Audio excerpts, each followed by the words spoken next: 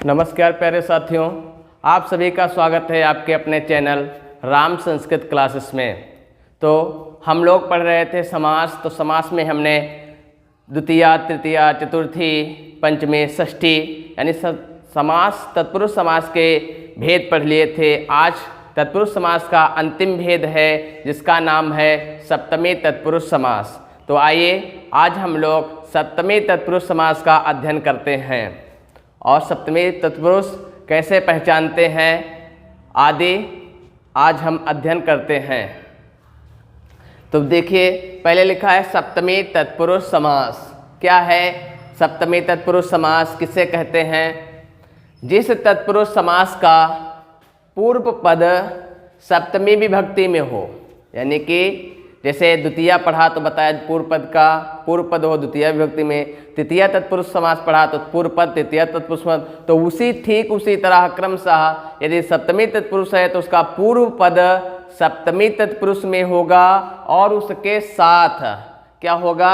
Sound आदि शब्द होंगे। सौंड धातु यानी सौंड गढ़ में पढ़े जाने वाले शब्द होंगे। सौंड में क्या आता है? जैसे देख लीजिए, निपुण, प्रवीण, कुशल, पंडित, श्रेष्ठ, उत्तम आदि इस प्रकार के शब्द होंगे। ये सब जो शब्द आते हैं सौंडादि गढ़ के आते हैं। सौंड का मतलब होता है कुशल। सौंड का मतलब तो कुशल आदि का अर्थ देने वाले से कुशल हुआ, श्रेष्ठ हुआ, उत्तम हुआ और प्रवीण हुआ आदि सब क्या है? सौंदादि गढ़ के शब्द हैं। तो यानी कि पूर्व पद में क्या हो? सप्तमी विभक्ति हो और उसके साथ प्रवीण, निपुण, कुशल, पंडित, श्रेष्ठ, उत्तम आदि शब्द का योग हो तो वहाँ पर सप्तमी तत्पुरुष समास होता है। क्या पढ़ा? कि पूर्व पद में सप्तमी विभक्ति हो और वह सप्तमी विभक्ति वाला शब्द जो है प्रवीण, निपुण, कुशल, पंडित, श्रेष्ठ, उत्तम आदि जो सौंड माने कुशल आदि वाले शब्दों के साथ योग हो तो वहाँ पर होता है तत्पुरुष समास। तो हमने देखा तत्पुरुष समास की परिभाषा कि पूर्व पद में होगी सप्तमी विभक्ति और उसका योग होगा निपुण, प्रवीण, कुशल आदि शब्दों के साथ। अर्थात यह भी पढ़े थे सप्तमी अधिकरणे च, जहाँ पर यतश्च निर्धारणे, यहाँ पर बहु लोगों में से किसी योग को निर्धारित कर लिया जाता है, वहाँ पर सप्तमी विभक्ति लगती है। यतश्च निर्धारणे कारक में पढ़ा होगा। तो यानी कि जहाँ पर सबों में से एक को चुना जाए वहाँ पर क्या होता है? होती है सप्तमी तत्पुरुष समास। आइए इसके उदाहरण से समझते हैं और भी आसानी से। जैसे इसका उदाहरण लिखा है अच्छेषु सौंडः। अच्छ माने होता है पासा, तो पासों में सौंडः माने होता है कुशल। जो पासों में कुशल हो उसे कहते हैं अच्छेषु सौंडः। तो इसका जब समास बनाएंगे तो बन जाएगा अच्छ सौंडः। तो अच्छेषु सौंडः मिलकर बना अच्छ सौंडः। दूसरा है युद्धे निपुणा, युद्ध में निपुण, तो इसका समास बन जाएगा युद्ध निपुणः।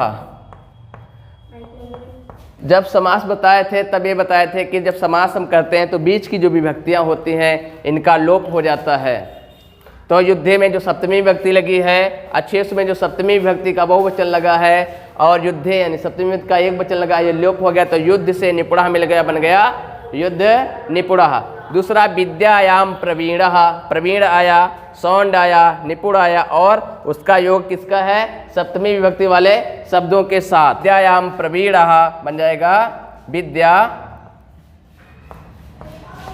प्रवीण, विद्या में प्रवीण, विद्यायाम प्रवीणा, विद्या में प्रवीण और बन गया विद्या प्रवीणः।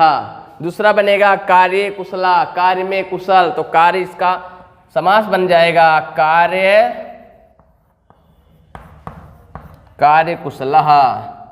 कार्य कुशलः बराबर क्या हुआ? कार्य कुशलः। अगला है सभायाम पंडित, सभा में पंडित, पंडित का मतलब विद्वान, सभा में जो विद्वान है सभायाम पंडितः बराबर क्या बनेगा? सभा पंडितः। सभायाम पंडितः से बना सभा पंडितः। आइए अन्य उदाहरण देखते हैं। जैसे मुनीषु श्रेष्ठा, मुनियों में श्रेष्ठ, क्योंकि जहाँ पर श्रेष्ठ हो, उत्तम हो, प्रवीण हो, निपुण हो, कुशल हो, सौंड हो आदि शब्द हो और पहले वाला पद क्या हो, सप्तमी विभक्ति हो, तो वहां पर होता है सप्तमी तत्पुरुष समास। तो मुनिष श्रेष्ठा में मुनिषु बन जाएगा, बनेगा मुनि, मूल शब्द क्या है मुनि श्रेष्ठा, मुनिष श्रेष्ठा से बना मुनि श्रेष्ठा।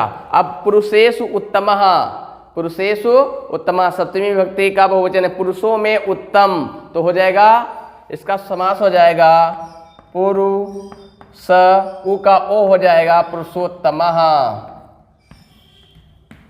पुरुषेषु उत्तमः से मिलकर क्या बन जाएगा, पुरुषोत्तमः।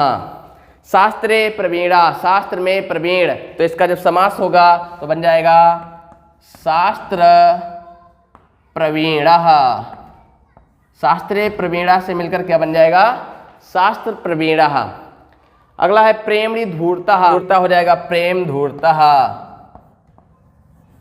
या प्रेम में धर दक्ष जिसको कहते हैं, कुशल या दक्ष। धूर्ता का मतलब होता है दक्ष, यानी प्रेम में जो दक्ष होता है उसको कहते हैं प्रेमणि धूर्ता से बनेगा प्रेम धूर्तः। अगला है दाने वीरः, दान में जो वीर है उसको कहते हैं दान वीरः। इससे क्या बन जाएगा, दाने वीरा। तो हमने देखा कि सभी पूर्व पद में सप्तमी विभक्ति है, चाहे वह सप्तमी विभक्ति का एक वचन हो या द्विवचन हो या बहुवचन हो, सभी पूर्व पदों में सप्तमी विभक्ति है और उसके बाद उनका योग हुआ है सौंड, निपुण, प्रवीण, कुशल, पंडित, इधर भी श्रेष्ठ, उत्तम, प्रवीण, धूर्त और वीर आदि शब्दों के साथ योग हुआ है। तो यहाँ पर हुई है सप्तमी तत्पुरुष समास। आशा करते हैं तो अगले वीडियो में हम आप लोगों को पढ़ाएंगे प्रादि तत्पुरुष और नए तत्पुरुष। तो यदि वीडियो आप लोगों को अच्छा लगा हो तो वीडियो को लाइक करिएगा, अपने मित्रों में शेयर करिएगा और चैनल को सब्सक्राइब करिएगा। फिर मिलते हैं आप लोगों